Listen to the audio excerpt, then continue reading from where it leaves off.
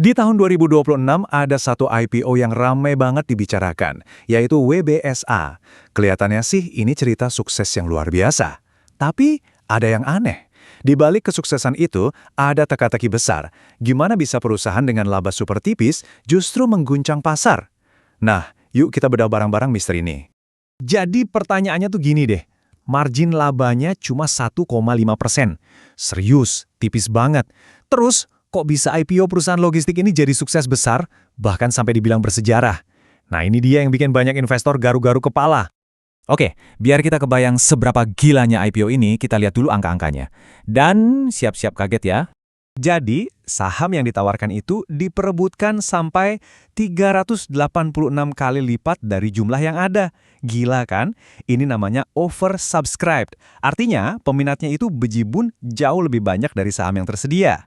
Dan bukan cuma investor besar loh. Ada lebih dari 900.000 investor retail. Ya, investor perorangan kayak kita-kita gini, yang ikut mendaftar. Ini rekor baru yang nunjukin antusiasme publik yang luar biasa. Terus hasilnya gimana? Harganya langsung terbang. Dalam seminggu pertama aja, sahamnya meroket lebih dari 278%. Bener-bener meledak di pasar. Nah, tapi di balik semua angka fantastis tadi, ada satu kejanggalan. Sebuah paradoks. Yuk, sekarang kita intip profit perusahaan ini. Karena disinilah ceritanya jadi makin seru. Lihat nih, pendapatannya dalam 9 bulan itu gede banget. 1,54 triliun rupiah. Wow kan? Tapi begitu kita lihat laba bersihnya, lah kok cuma 24 miliar rupiah? Jomplang banget kan?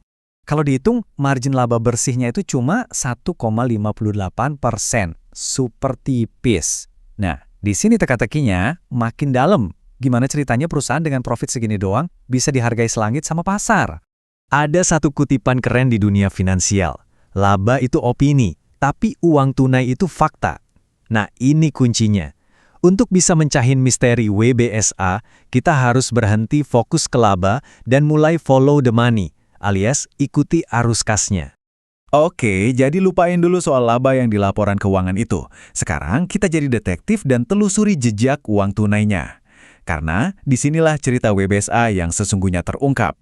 Dan ini dia, ternyata arus kas dari operasinya itu 108 miliar rupiah.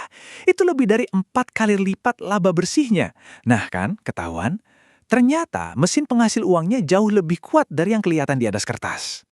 Kok bisa beda jauh gitu? Jawabannya ada di model bisnis mereka yang disebut asset light. Gampangnya gini, WBSA ini nggak punya banyak aset fisik kayak truk-truk gitu. Mereka lebih milih sewa. Nah, strategi sewa bukan beli ini punya efek unik ke laporan keuangan mereka.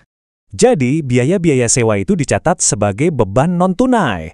Ini bikin angka laba di laporan kelihatan kecil, tapi uangnya nggak beneran keluar dari rekening bank. Kas perusahaan tetap gemuk. Nah, inilah jawaban dari misteri laba tipis WBSA tadi. Oke, sekarang kita tahu WBSA ini jago menghasilkan uang tunai. Terus muncul pertanyaan baru kan? Kalau kasnya sudah kuat, ngapain repot-repot IPO? Ternyata, tujuannya bukan cuma buat cari duit. Kalau kita lihat alokasi dana IPO-nya, sebagian besar, lebih dari 70%, itu dipakai untuk satu hal, mengakuisisi perusahaan lain. Namanya BIL, sebuah langkah yang sangat strategis. Tapi di sini ada lagi yang unik. WBSA ini pakai uang hasil IPO dari publik buat beli perusahaan yang afiliasinya sama. Pemiliknya itu-itu juga. Ini kan kayak mindahin uang dari kantong kanan ke kantong kiri ya. Jadi, apa dong tujuan sebenarnya di balik ini semua? Nah, ini dia bagian paling cerdasnya. Ternyata, IPO ini bukan cuma soal uang, tapi sebuah manuver brilian untuk mengubah status hukum perusahaan.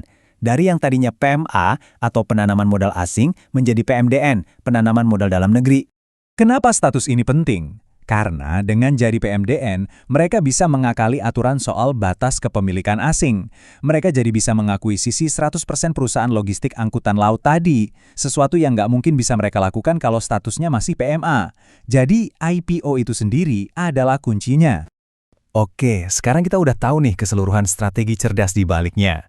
Pertanyaan selanjutnya buat investor, WBSA ini sebenarnya menjanjikan atau malah berbahaya? Yuk kita timbang dari dua sisi.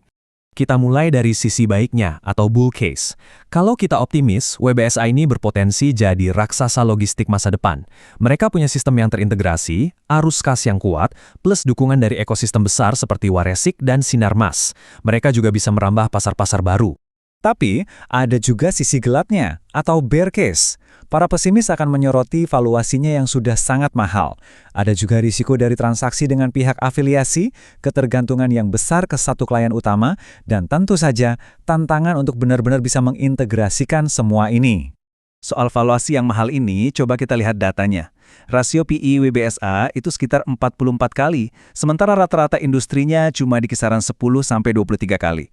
Jauh banget kan? Artinya investor bayar harga premium untuk saham ini.